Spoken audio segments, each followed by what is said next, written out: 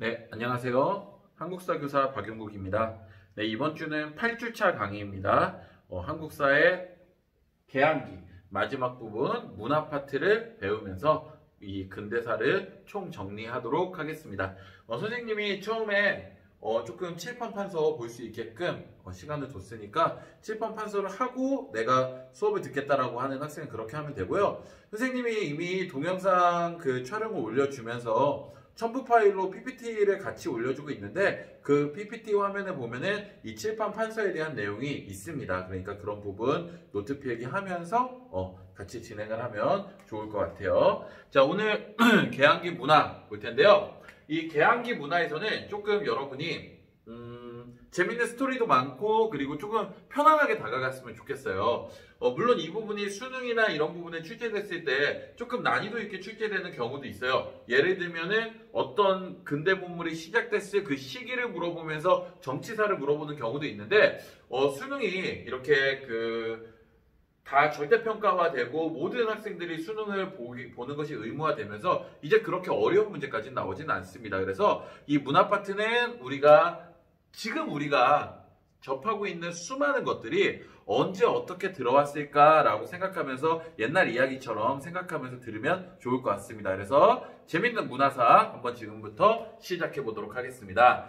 자, 먼저 문화에서 언론신문 부분을 한번 보도록 할게요. 우리나라의 그 근대적인 신문이 어떻게 시작됐는지 살펴보면 되고요. 그 근대적인 신문은 어떤 지금처럼 동아일보라든가 조선일보라든가 이런 것처럼 개인 어떤 업체에서 온 개인 사업장이 만드는 것이 아니라 처음 우리나라 신문은 국가에서 찍어내기 시작합니다. 그래서 그 국가에서 찍어낸 신문을 찍어내는 기구를 우리가 방문국이라고 불렀고요. 이 방문국에서 처음 우리나라에서 찍은 신문이 한성순보라는 신문입니다. 그래서 약 한 보름마다 한 번씩 나오고 이것은 관보의 성격으로 나라의 주요한 정책이나 일들을 알리는 역할을 하는 그런 신문이 있었어요. 자, 이 한성순보가 한성주보로 바뀌게 되는데 말 그대로 주 일주일 단위로 이제 신문이 찍히게 됩니다. 자, 하지만 이 1888년 이 재정이 없어지고 결국에는 이 한성주보가 계속 명맥을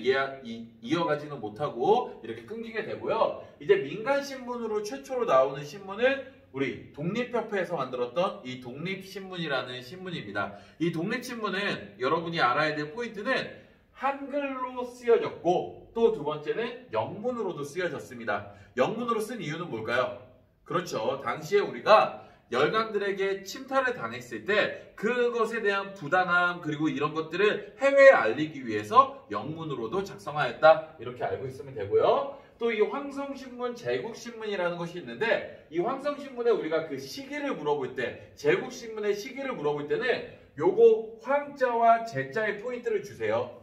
우리가 조선시대까지만 해도 왕이라는 호칭을 썼지 황제라는 호칭을 쓰지 못했습니다. 왜? 황제는 중국에 있으니까요. 근데 우리가 스스로 황제라고 칭하는 그런 때가 있는데 언제일까요?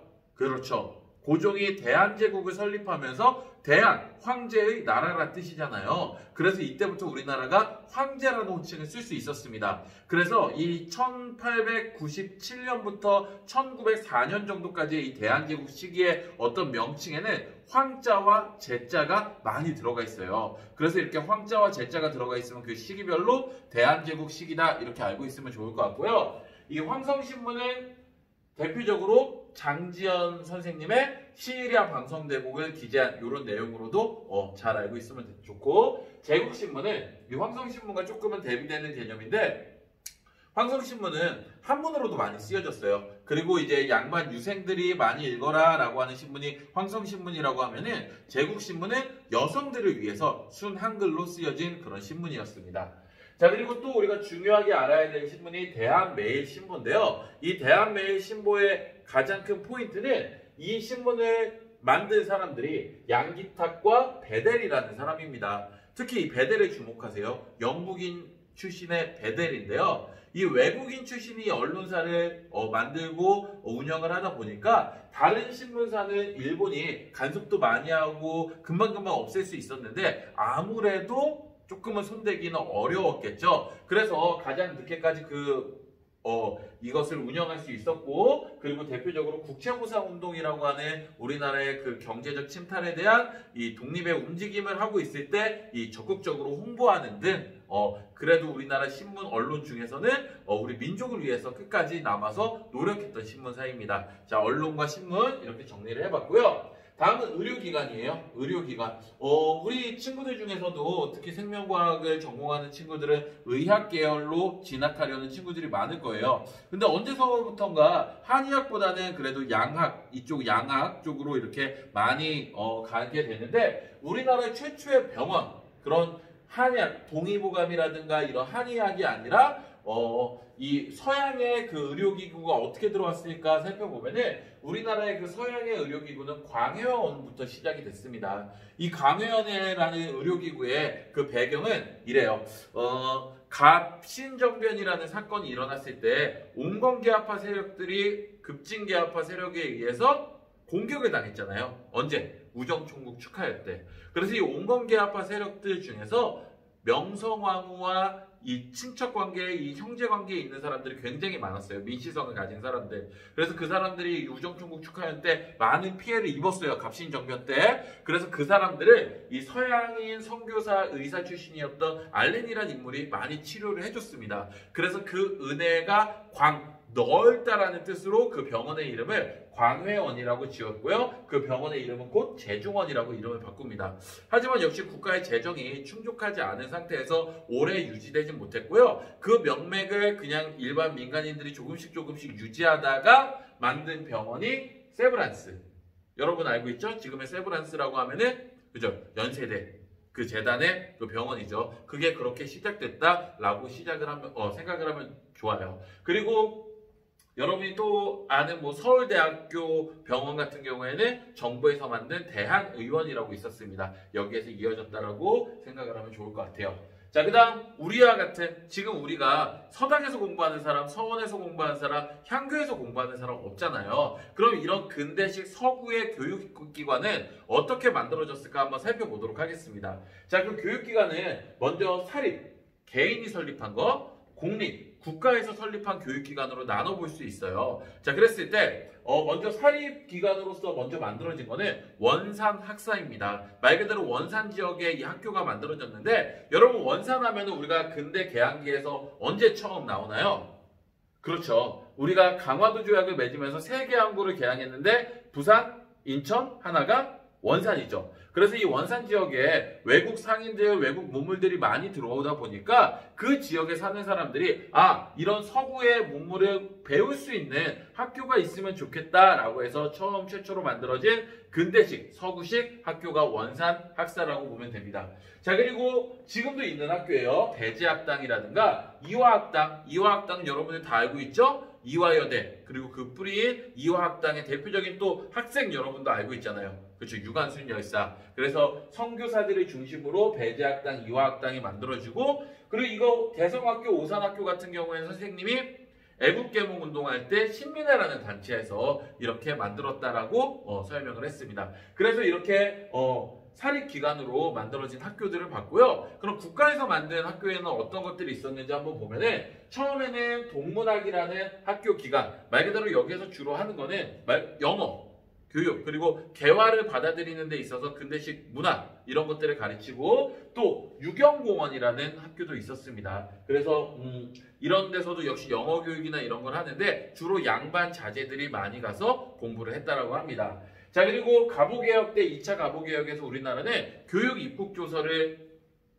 채택을 하면서 만들어내면서 이 우리나라의 근대식 서구의 교육을 이제 법적으로 제도화시켰던 거예요. 그래서 이 교육 입국조서에서 우리나라에 만들어진 학교가 이후에 사범학교, 그리고 외국어학교, 소학교 이런 것들이 만들어져요. 즉, 이 교육에서 옛날에는 서당은 이제 생원이라든가 진사라든가 이런 사람들이 교육을 했잖아요. 근데 이제는 전문적인 교육을 받은 사람들이 교육을 할 수 있게끔 사범학교를 만들고, 전문적인 외국어 교육기관, 그리고 이 소학교는 여러분 뭔지 알겠죠? 지금의 초등학교와 같은 의미입니다. 근데 이 소학교가 또 중요한 의미를 갖는 것 중에 하나는 여성의 교육이 시작됐다는 거죠. 공립에서.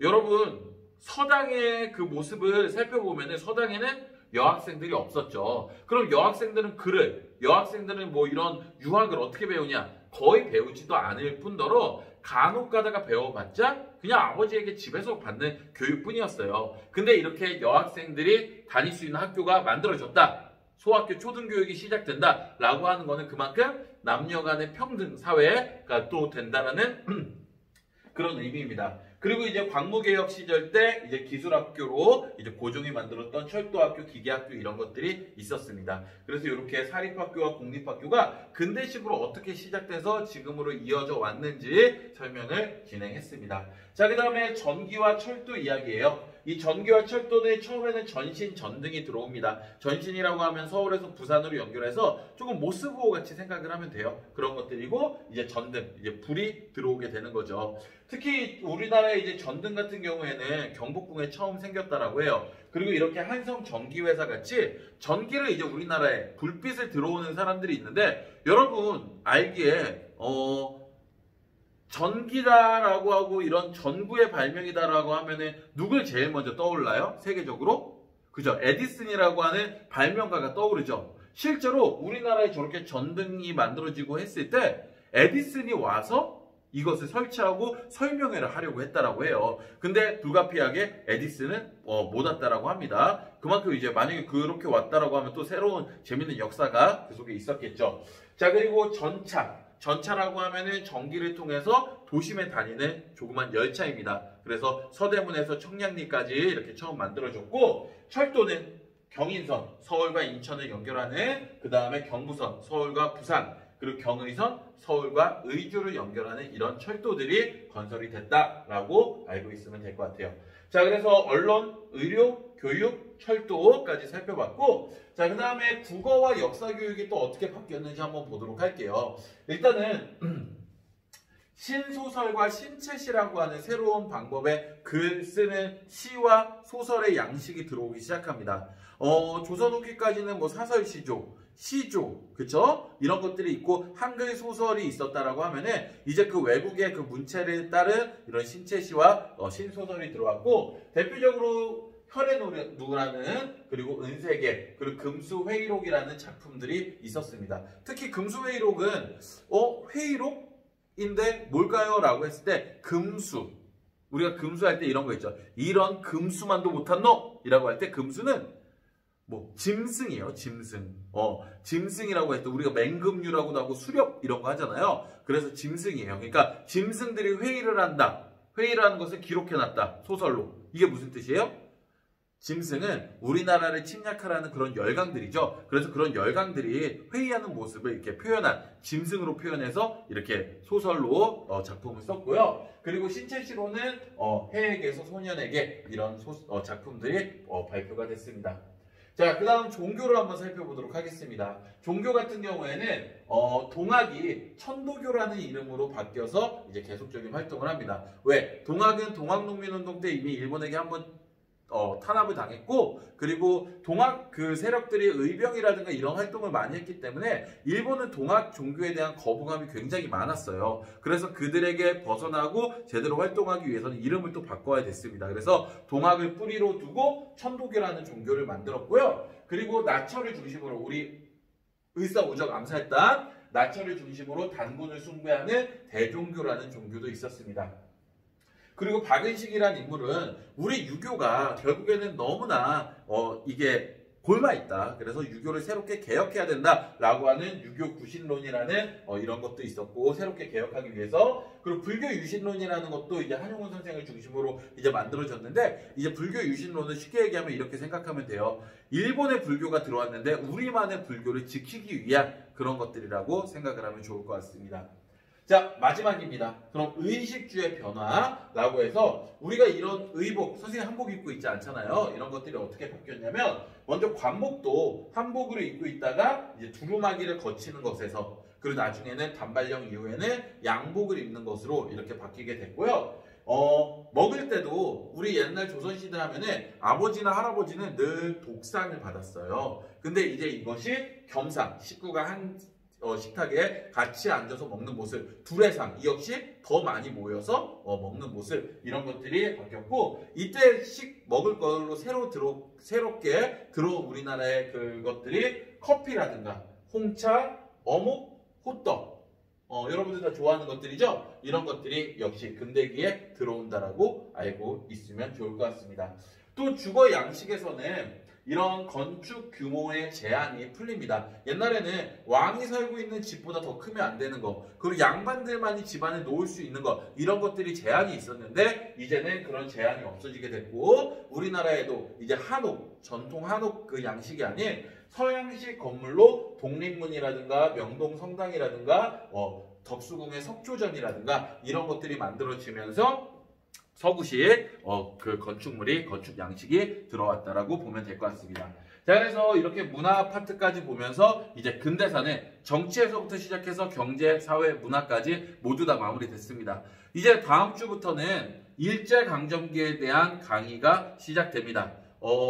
이 강의를 보고 다음 주 8주차 온라인 강의를 할 때는 선생님이 우리 한국사의 첫 번째 수행평가에 대해서 구체적으로 안내를 해주고 이제 곧 실시를 하도록 하겠습니다. 여러분, 근대사 배우느라 고생 많이 했고요. 동영상 밀리지 말고 꼭 보기, 그리고 수업에 늦지 않고 참여하기 약속해 주세요. 네, 그러면은 고생하셨습니다. 다음 주에 만나요.